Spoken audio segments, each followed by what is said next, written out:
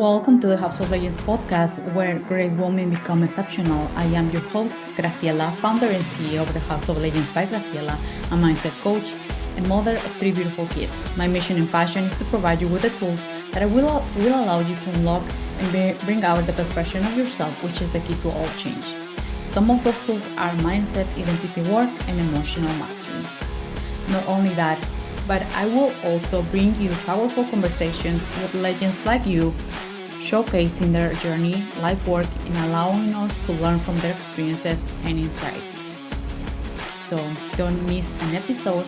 Tune in each week to the House of Legends podcast and let's unlock the power of your own legend. Let's dive in today's episode.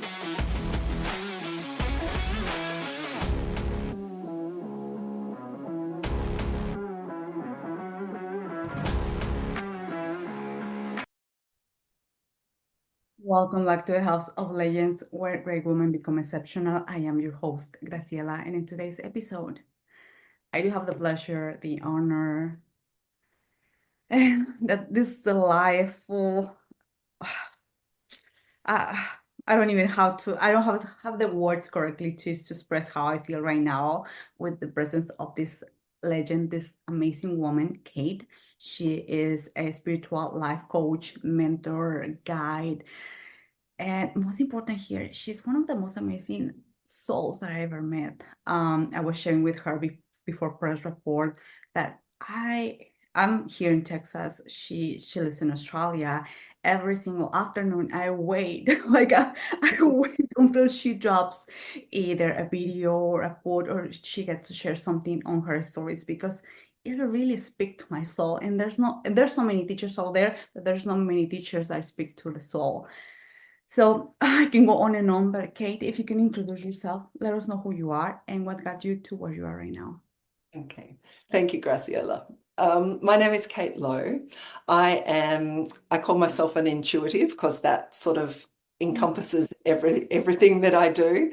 I work as a psychic medium and an intuitive life coach.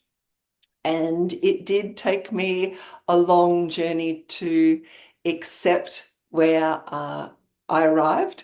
I had these gifts my whole life, but it was a process of growth and of returning to myself that allowed me to embrace my gifts and use them as an extension of me rather than as something separate to me. Yeah. And just to sort of bring you up to speed and let you know a little bit about me, I grew up in a family where my mother had lost her parents at 18 within 6 months of each other. And then my parents married. And before I was the age of 2, my father had lost both his parents and his younger brother. So there was a lot of loss and trauma that was ancestral. It was complicated. It wasn't, some of the loss was through really tragic circumstances that was kept a secret from us for many, many, many years. And I would describe, and I've always described my life as growing up in a loving family, but it was only as I got older that I realized it was very codependent. There was a lot of anxiety because of the loss that had been experienced. And so we were sheltered and we were kept very safe. And the decisions that my parents made were based on anxious thoughts. And it didn't allow for a lot of open communication. It was very loving, but we weren't allowed to be anything other than happy, I guess, because of the pain that we'd or that my parents had suffered. And so as I grew, there were things that I kept secret because I felt the weight of being happy and keeping a happy family. And I had experienced some sexual abuse when I was a child, and then again at the age of 28. And it was actually my partner at the time at 28 who was who was a very complex man, a kind man, but very complex. And he said, "This is too much for me. You've got to share this with your parents." And there had been other things. I'd had glandular fever at the age of 22 that had caused me to make a decision to move away from a big city and lead a quieter life in a town. But it was really what happened at 28 that sort of changed in some ways the way I responded to myself. I had already been from the age of 18 looking at spirituality. I'd immersed myself in a lot of spiritual courses. I'd already owned tarot cards and oracle cards. I was very much in that space, but it was still information that I brought into my head. I didn't bring it into my heart. Mm. It was just information. So I would go to the course and I would listen, but I didn't, and I think this is how most people experience spirituality today, is they don't bring it into their heart. They don't live it. Mm. And at 28, I had started on that journey. And I thought I was more put together.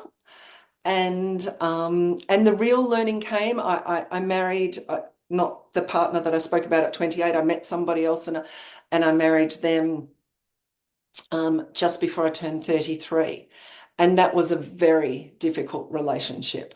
It was very emotionally abusive. He was controlling. I didn't realize at the time that he had a lot of mental ill health. And I stayed in that marriage for 7 years. And by the time I left, I had two sons. Mm. One was 5 and one was 3. But I had been planning to leave for 3 years. Wow. I just couldn't get there. I couldn't get the courage or the strength to do it. I knew I had to, but I kept trying to. I had to move through the practicalities before I got to the place of just honoring the truth of I wasn't ever going to grow. I wasn't ever going to feel loved or ever feel of value in that relationship. That all the things I desired for myself would never be realized if I stayed in that marriage. Mm. So I had to move beyond the okay, this is my house, and how do I sell it, and I had to get beyond all of that. And I really did come to peace of knowing that I was going to leave that house that I had bought at 30, and that I was going to leave it, and that I would probably never um that I had to leave it and cut my losses. I had to get to the place of I'm going to cut my losses. And because I knew he was a difficult man, I knew I would probably not end up with any of the things that I'd physically worked towards. And so when I left, it was actually the second time I'd left. I'd left the year before. I only stayed away 4 days because I couldn't work out how I was going to survive. But when I left finally the following year, I I knew it was life and death. And Mm. and I mean that from a spiritual place as well. Like it was to for me to have the life I wanted, I had to leave. So that was my life. And the death would be that I would die staying in that marriage. There was a chance that it could have been physical, but I knew spiritually I was drowning. Oh my gosh, yeah. And I had been channeling that probably for the 3 years that I was planning on leaving, and all the channeling, and at the time I used to write down my channeling, was all about you can't breathe, the darkness is coming in, the clouds are, so it was very, and a lot of the messages were take the step, take the step. And the day that we left with nothing. We had no clothes, no money. I never got the house back. I remained out of the house and had to sell it. And it was a complicated story that and I don't want to what I came to learn and understand is I had to own 50% of the responsibility of even the toxicity that was in the relationship, that I had indeed contributed to it. And my contribution had been the way I'd presented in the relationship.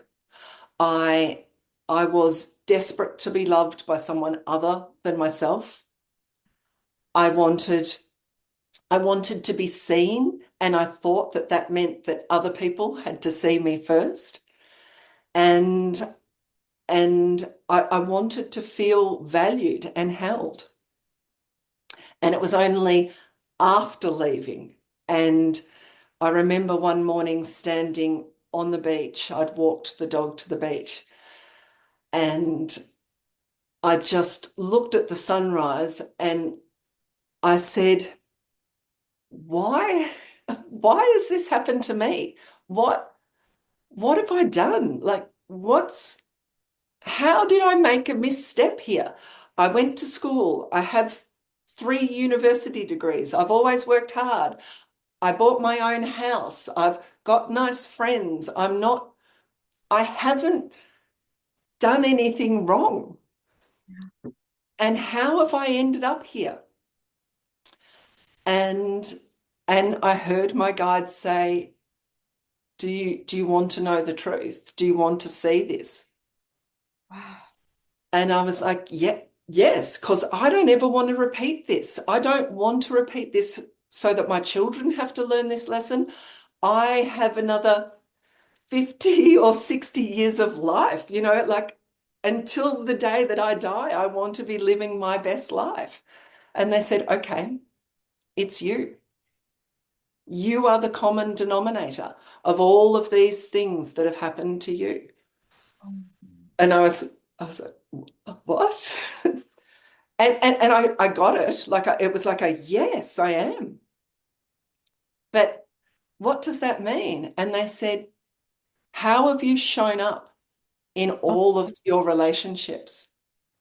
We want you to look at how you've shown up in your life. And so that was the first day, and that began my journey back to myself. It literally opened the door. And it opened the door in a way that none of the other courses or books that I'd read did, because that had always remained just information. And no one had said, look at you. How do you step forward in your day? What energy do you bring to your life? How are you participating in your life to bring forward those outcomes? oh my, this is so, wow, I got chills and I do have a jacket. I mean, if you're watching this video on YouTube, oh my gosh. If I did admire you before, right now my admiration is just to the roof. Thank you. Thank you. But I do want to say, Graciela, that I am no more special than anybody else. Mm. It's I there are plenty of people in this world that travel more difficult journeys than I did.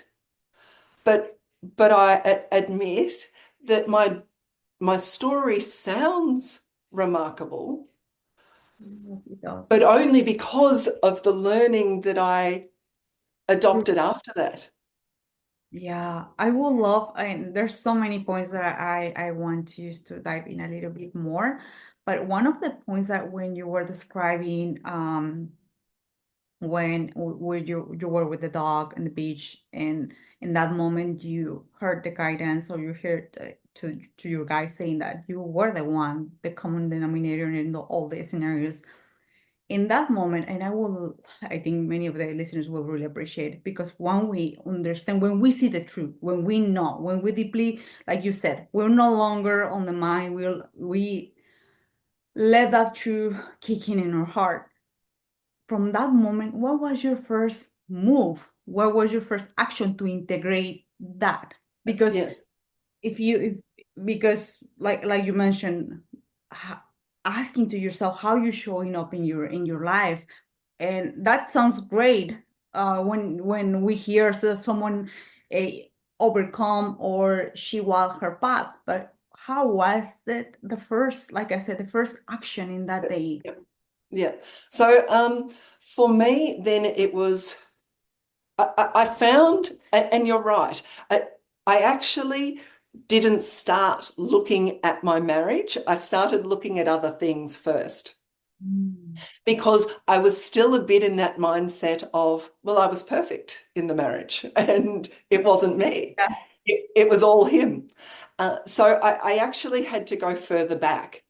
And I looked at the person that chose to leave Melbourne, my city where I grew up, and move to a small seaside village at the age of 22. And I was like, I did it because at the end of that illness, I'd been robbed of my self-confidence and self-belief. And it was an easy decision to go to a small town. Mm. And what I realized was that I was actually hiding, and I had chosen that because I didn't feel valuable.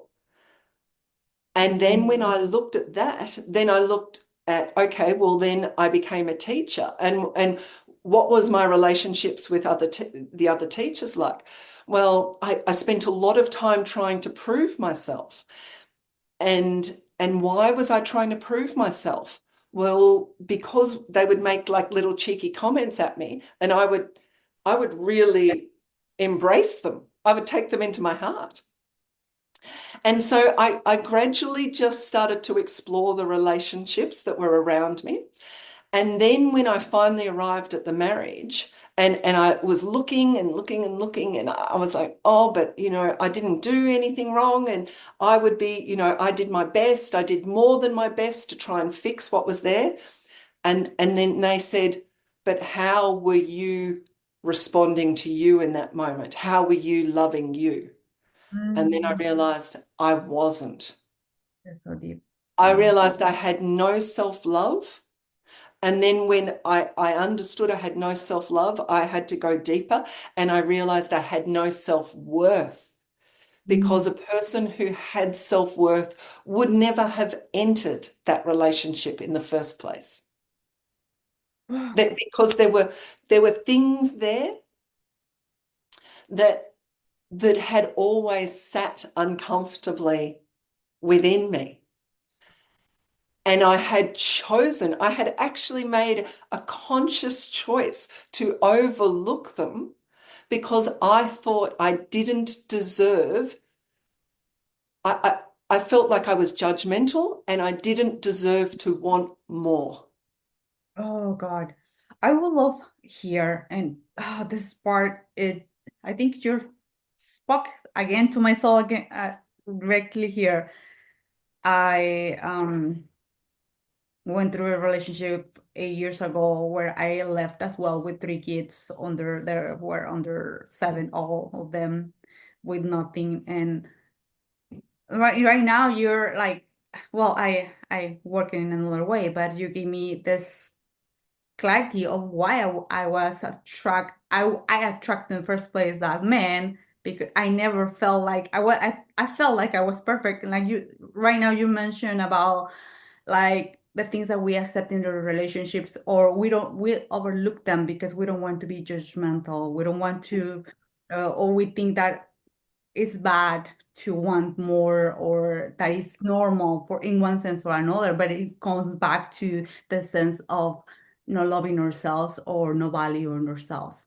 And from here, I will really appreciate if you can share how was for you to understand that, well, I don't, I think that I love myself, I think that I value myself, but at the core, I don't. What was, how your journey start from that place?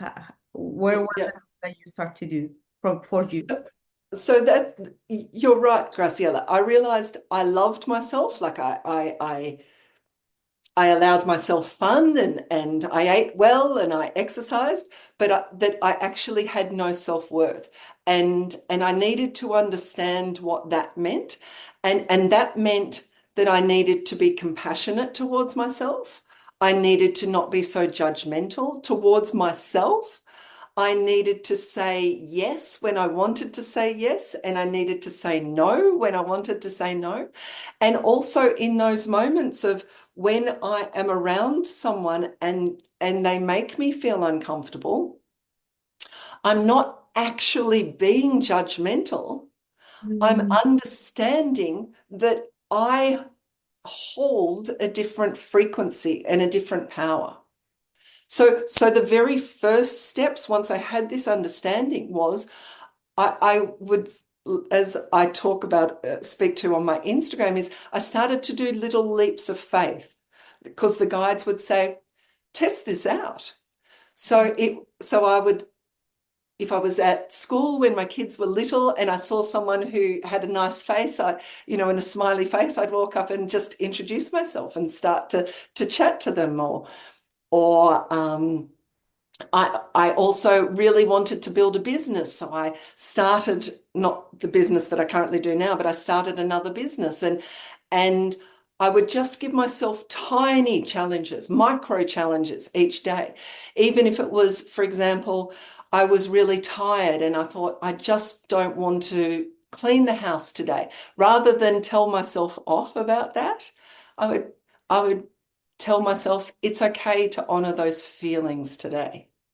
So what I realized was I was betraying myself in the small ways of life. It wasn't always the big things. It was these tiny little moments throughout the day. So I started with the small things, the things that felt easy or easier, and then I built up to the bigger things. And what was amazing was when you did do a bigger challenge, like I'd ring a company. At the time I was doing marketing and brand strategy, and I would ring companies and speak to somebody. And even if they didn't say yes to hiring me, I was like, I feel fantastic, because I'd just taken a chance on me, because I knew that I was good and worthy of that job, even if they didn't see it. And Mm. that built that energy. And what also happened was it built magnetism. So life started coming towards me rather than me having to chase it.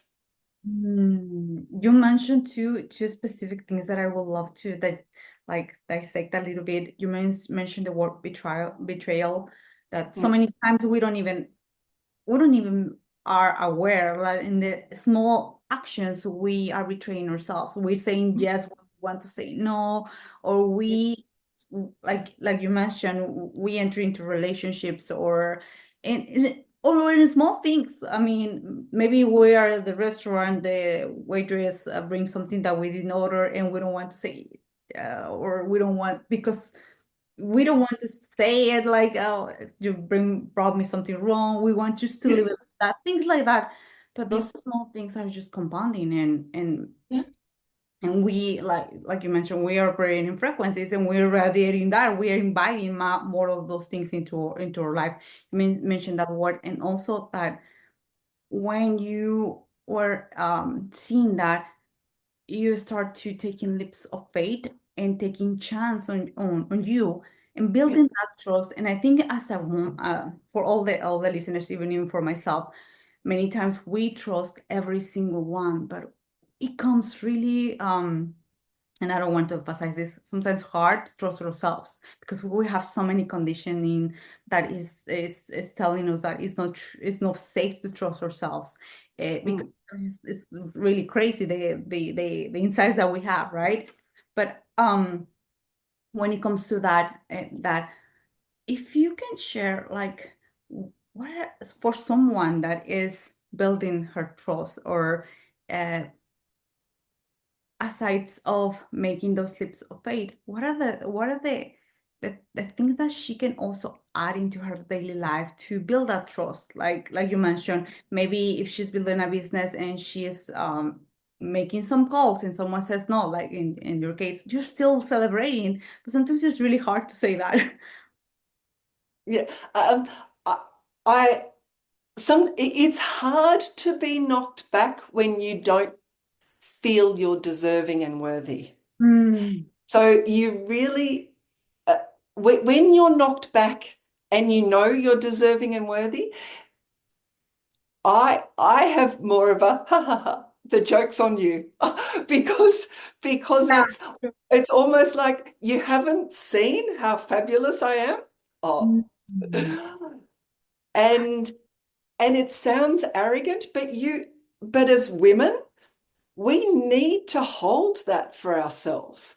And that needs to be worked on and nurtured. And I always say to spend time in nature every day, to connect with awe-inspiring things, because they are the only other things on this planet that were created by the same source as us. Mm. Nature came from the divine, it came from God, it came from the universe. So when you're sitting and you're looking at a forest and you notice the different seasons and the birds, and you begin to wonder, who made that? Who made that bird in those beautiful colors? And who made it to be so clever to know that it needs to prepare its house before the winter? When you begin to have those thoughts and you realize whoever made that bird clever made you clever, Mm. So powerful. then you hold that frequency and your light doesn't diminish because the sun, the sunrise is beautiful every day, even on the cloudy days. And we are beautiful every day, even on our cloudy days. Mm. And when you can hold that resonance and that belief, when you take a chance on yourself and it doesn't work out, you get to the place of, well, that's just not my lane. What Mm. I've, there are billions of opportunities for me here, and that one didn't work out. Okay, great. Let's go with the other 799 billion, whatever it is. You know, Mm. That is just really profound, and like you mentioned, holding that resonance. It's sometimes it's the thing that actually is the real hard work, if we can put in the quote unquote hard work, to yeah, maintain that at yes, any time. And when you were mentioning that, another important word that you mentioned in the first minutes of this podcast, you mentioned accepting ourselves. Sometimes it's not that easy just to simple accept the woman, the not only the reflection that we see back from the mirror, but accepting us and owning our gifts. Because sometimes we think like, oh, it's so easy for me, and we relate that has to be hard. It has to be that we have to do 20,000 things to prove others. And yeah, actually, when we accept ourselves, when we love ourselves, when we have that connection, like you mentioned, we owning who we are, we yeah, showing in this bigger way, but all starts with acceptance. Um, I have to say that I'm still working on this in this specific area of my life, accepting myself, because it's sometimes, like you mentioned, we take some of the we made some decisions or make this decision from the past, or we enter into relationships, or some decisions with money, or you name it. And sometimes the guilt and the shame can really rob us years yes, of the yes. time, if you can just extend a little bit more here. So in that space of acceptance, I it is challenging and it can still be challenging for me. But when it's challenging, I realize I've gone to my head. Mm. I've gone to the ego. Whereas when I stay in my heart space, where my spiritual connection is, it's much easier. So does my heart accept my body the way it is as a 52-year-old woman? Absolutely. My heart loves me the way it is. It's my head that says, lose weight, get stronger, get fitter, etc. My heart says, you are fabulous just the way you are. And so when I'm in that space of not being able to accept myself or not being able or judging myself, I, it's usually a signal for me that I'm disconnected from my spiritual self and I've depleted myself. So I've depleted my energetic cup. And that's why my work is I try to what people don't understand is how easeful this is when you maintain your spiritual energy, when you maintain the spiritual currency. So, so I like to, even if I can't walk in the morning to see the sunrise, I like to wake up and be outdoors, witnessing the first light of the day, because I then feel like I've connected to the miracle, and then I hold that energy in my heart throughout the day. But if I have a period of time where I can't do that, like this year, our family's had a lot of different members have been in hospital for periods of time and things. And we've been removed, and I've been removed from that. By the end of 2 weeks, I can feel my head is beginning to take over because my heart hasn't been able to connect to the energy Nature. that it needs. Yeah, yeah. By the So, way, I was not stalking you. You put those in your stories. You put, I think it was a few days in a row when you were like in the sea and you were in the middle of the sea and it was like, it was really cold. And I was like, oh, I was wishing to be there. I was like, oh my gosh, she's so brave. I mean, it was really, I felt like it was really cold. yeah, But like you mentioned, going back to nature, and I love this suggestion that, and not even just a suggestion, I don't even know how word I can use this here, that when we are finding ourselves judgmental or not accepting ourselves is because we're in the head and our mind. And when we yeah, connect with ourselves again, our heart or soul doesn't judge us, doesn't look back and says you made that decision, you're lost. It's like a GPS. It's like always moving forward, redirecting yeah, us. yes, yeah. And our heart, that this is the thing is the universe and our heart, our soul, is so much it has such a bigger capacity. It's so much broader in its ability than we are as a human. You know, when we buy into the rules of what we need a house with 4 bedrooms and 4 bathrooms and fancy cars and, you know, expensive schools and things like that. When we buy into that, we've lost sight of the core of who we are. And when we return to the core of who we are, not only does it allow us to discern what is for us and what is not, because when you remain connected to your energy and you meet someone, they either make you feel expanded and open-hearted, or they make you feel contracted and heavy. And it's the same with work. You know, you either enter work and feel expanded or you feel contracted and heavy. And so when you remain connected to your heart, it lights up the spiritual path. It literally becomes like stepping stones, like the yellow brick road in The Wizard of Oz. It's there in front of you and you just have to follow it. Mm. It's because we default to this and therefore then we default to society to see if we measure up.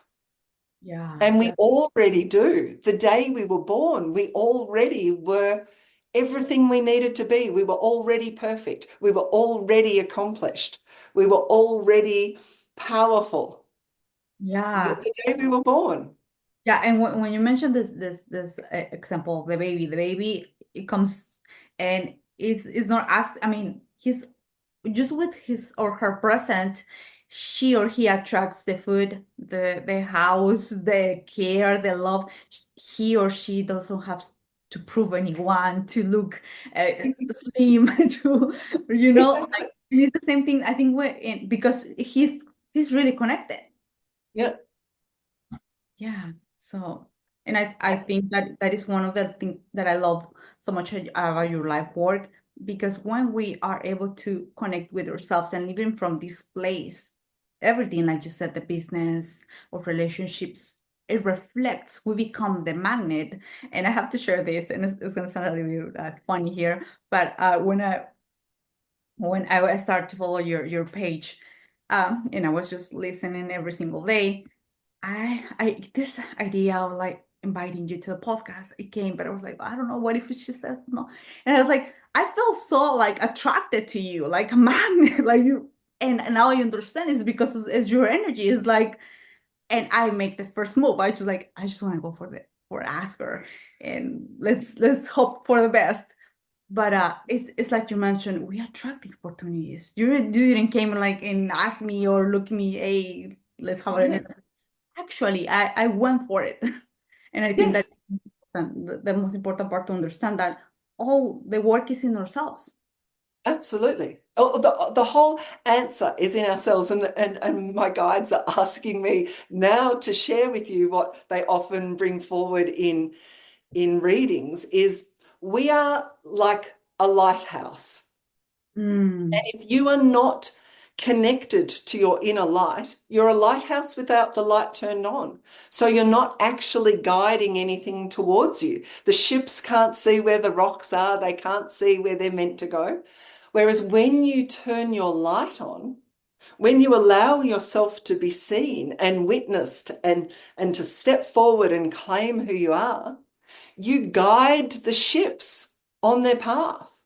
And they either come towards you to port or around you. And that is the power of your magnetism, is that you don't you don't compartmentalize yourself anymore. And that's what I was saying to you before we began recording is I don't who you see on Instagram is me. I'm not a different person if you were to meet me and come and have dinner at my house. I'm the same person you see on Instagram here because I'm not becoming someone to go to work and then becoming someone else with my friends and becoming someone else at home. I am all the time in that beautiful I am energy. I mm, am Kate, and I am now Kate absolutely everywhere. And that allows life to come to me. And I've had absolutely mind-blowing manifestations in the last 12 years since I've done this work. And I've always manifested well, even before that. But now they're not manifestations and I have to work hard or push or seek them out. They just come. mm. That is so, so profound. And you mentioned one word when it comes about, well, when it comes about money. And I'm putting this example because most of our listeners are either coaches or mentors or service providers. Sometimes, and I did experience this back in 2022. My business was taking just really, really like it was really I would say it was taking off so fast. But one part of me, I self-sabotage, I would say, and I did have to stop for almost a couple of months to get back to me and to do a lot of work. But here's the thing as well. I would love to know, as you mentioned, when we are connected, when we are really being ourselves, like here in on Instagram, Facebook, in at the store, grocery store, like you said, we liberate this magnetism that attract opportunities, attract money in an effortless way. But how do, if someone is listening to this podcast and is just in the moment that maybe she did attract a lot of wealth and right now it's not in the same level, what do Mhm. you suggest her to, and I'm not saying to do, but to be in that case, or what to check? Okay, what to check? So um, there are two things Yeah. that might be happening. The first one is that they might have moved from their heart to their head.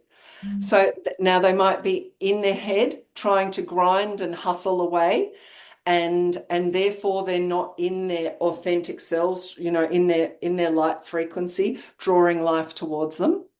And the second reason is sometimes when we're being invited to grow, we find ourselves in a void between our old life and our new life. And in the void, we often find ourselves really uncomfortable. And we find the life that we lived falling away, but we haven't quite met the new life yet. And I don't believe the universe tests us. I don't believe that the universe is that black and white, but it is a growth period on which the universe says, show me how much faith you've got. Show me Oh, how much you believe in yourself. Show me how much you're able to hold yourself in this space without fear. oh, that is so powerful. Yeah, because sometimes, like you said, we are in the middle and we feel like my old life or the old life is just falling apart, is no longer here, but I Yeah, haven't reached the other one. And maintaining that level of faith and walking through duality between all the good and all the not that good, I would say, yeah, if we put those labels, that is the real thing. And the way yes, you explain it is so, so amazing.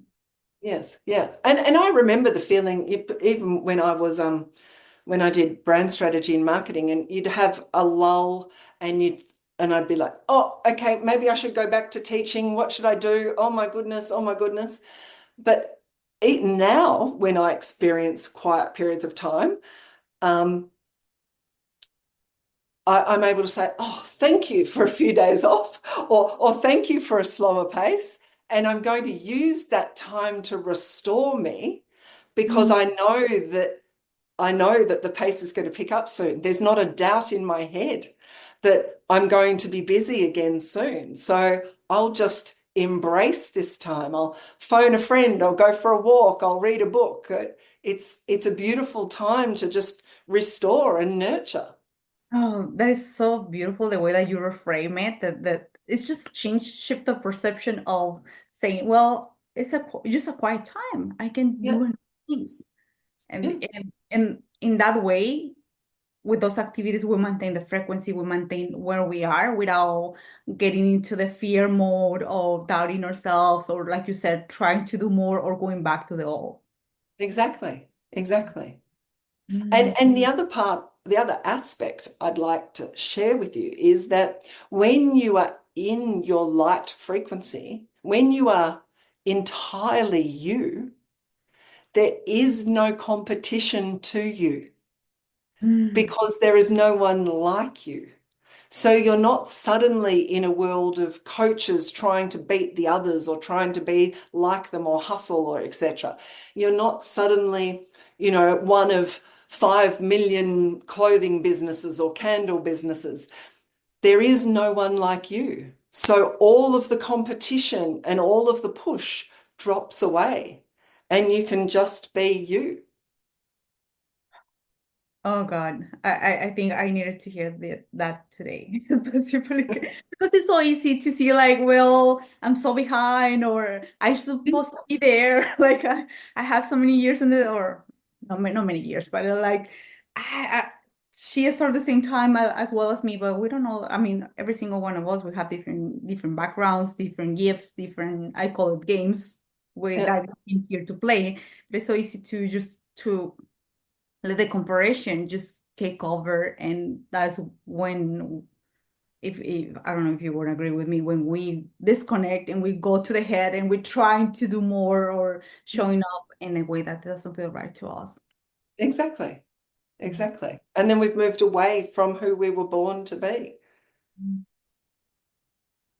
Wow. Oh my gosh. This conversation was really, really amazing, Kate. But before we wrap up our episode here, I would love for you if you can share where we can find you. What are the ways that people, amazing women that are listening to this podcast or listen to this podcast, can find you? And we'll make sure that we're gonna put your details, the details on the description. But what are the ways that we can work with you? So I am basically every day on Instagram at officially Kate Lowe, and I have a website which is katelowe.com.au. Um, yeah, so that's where I'm currently hiding or not hiding, showing up, I know. and um, and yeah, and I have recently started to do mainly in Australia at this point, but I am hoping that next year I branch out and I'm starting to do live events, group events called Conversations with Kate, which is really just spiritually channeled messages and conversations between myself and the audience. So I'm hoping to get to the United States next year, but we'll see how we go. I think it's already done, and just let me know. Oh, well, might as well. I will see you because every single day I'm just coming to watch your content. But I think that is a great idea. And I have to remark this again. I think what I remarked in the first minutes of the podcast as well, that your presence, I think we didn't record this part, but I just want to say it because like most of the listeners are women and they want to film in this one. Kate's presence, even we are, I don't know how many hours, how many like kilometers or from distance, but I can feel her delicious energy, and that I cannot even imagine a live event with you. So Thank you. put it out there, and I think I'm gonna be there. And when Thank you you. have conversations with Kate, immediately, and I have to say this, I've been reading Conversations with God, and those really touch me. And I think you are. I think he's the translator or the one that who was channeling those conversations was I don't remember his last name, Donald. I don't remember his. I don't want to Yes. mistake. I think you are the female version. I'm Oh, telling. thank you. I'm Thank just you. telling. I just feel that, and from woman to, I mean, I just feel that, and I have to say it right here. Thank you, Graciela. That is such a compliment. I love those books too. So thank you so much for saying that. That that makes me quite emotional. That's beautiful. Thank you so much. Yeah, and like I told you, every single time there I go to your page in your stories or the reels that you do, you're speaking to my soul. It's like having like it remember me another book as well, like Chicken Soup for the Yes, Soul. yes, So yes, yes. yeah, I mean, you have so many things that it's just like do those things, do the live events, the conversations. You will attract so many people. I already have. If you put the tickets, I'm just gonna buy them. Like Thank I'm you. just telling you because it's so. Like I said, there's so many people doing this, but not many like you. Like you are unique, and the energy doesn't lie. It feels so light, so beautiful. So your energy is so present, so grounded, so steady. Like I said, it is powerful as well as really sweet, but it's powerful. It's you have this beautiful balance, and I really love it. Thank you. But Thank this you. you're welcome. By this point, I know what is your superpower, but this is the question that I ask my guests. What is your superpower, Kate? I honestly believe, and I love this question, I honestly believe my superpower is to find silver linings and to expand them.